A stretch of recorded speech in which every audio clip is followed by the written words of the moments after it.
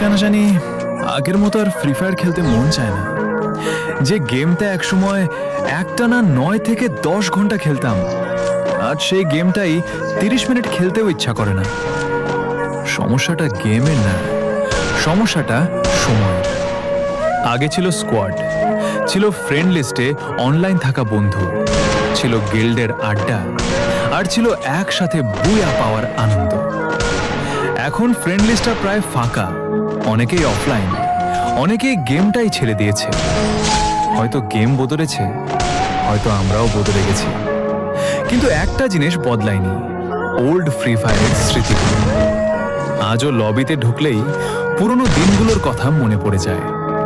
সত্যি বলতে গেমের প্রতি ভালোবাসা কমে, শুধু সেই মানুষগুলো আর নেই যাদের সাথে গেম খেলার জন্য ঘন্টার পর ঘন্টা অনলাইন থাকতাম।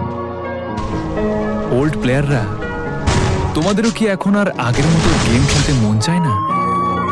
কমেন্ট বক্সে অবশ্যই জানিয়ে যেও